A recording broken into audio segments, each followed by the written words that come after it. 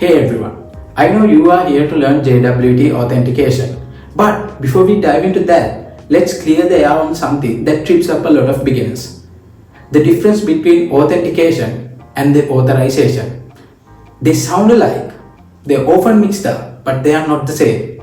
So we lay the groundwork here first so that you could understand JWT authentication much smoother and a whole lot cooler. So let's talk about authentication and authorization. Authentication is the process of verifying a user's identity before granting access to a system or a service. So let's say we are going to Facebook. So in order to log into our profiles, we need to provide our username and password. After that, Facebook validates those data, and if they are correct, they allow us to get into their system. If I simply put this, it's like showing our ID in order to get into a party or something. On the other hand, authorization determines what resources or actions a verified user is permitted to access after successful authentication. Now, let's think that we have successfully logged into our Facebook profiles, but we don't have access to all the resources in Facebook. It maybe depends on our profile type. If I simply put this, authorization is like a bouncer is checking if we are allowed in the VIP room after we have got into the party. Now we'll look at session-based authentication. As the first step in session-based authentication, we must log in with username and password. And the server validates the username and password and stores the session in the database and gives the session ID to the user as a third step. In every upcoming request, user is responsible to send the session ID with it. After that, server goes to the database, validate the session. If that session is valid, it gives the response as a sixth step. This is session-based authentication. Now we'll look at token-based authentication. In here, first step is user must log in with username and password. After that, server is validate that username and password with the DB. If they are correct, using a secret key here which is stored in the server or secure place, it sign a token and give that token to the user. For every upcoming request, user need to send that token with the request, and server can validate that token with the secret key. If that is correct, it now send the response to the user. So we don't need to perform database lookup in every request to validate the session.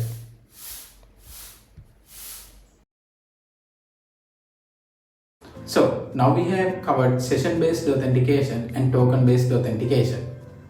As you may have seen in the session-based authentication, for each and every request, server needs to perform a database lookup.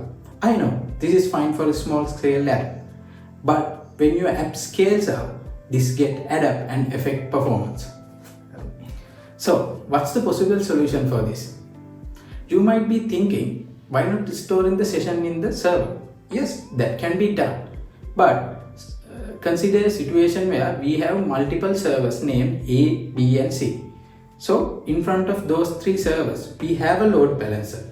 So when user logs in for the first time, the load balancer directs that request to the server A. Server A authenticate the user and store the session in the server A. But after some time, the server A has gone down, and now the load balancer direct the next request to the server B and server C, but they don't have the session. So user needs to authenticate again. This is not a great experience at all.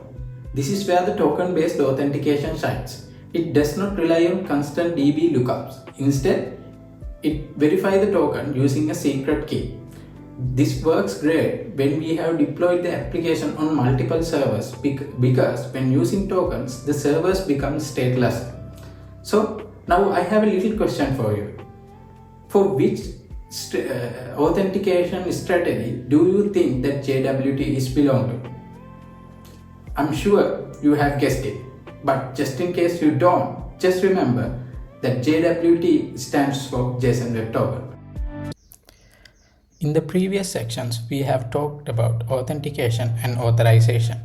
After successfully authenticating this user, server will provide user with a JSON Web Token. Now, we'll look at the structure of a JSON Web Token.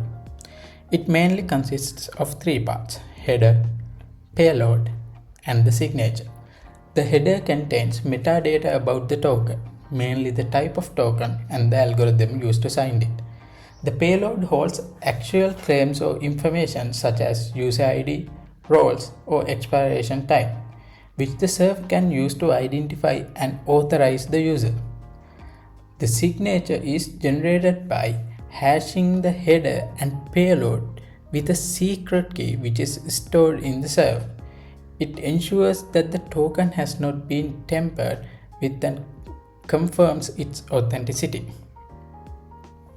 Now, we will look at how the backend will verify the token.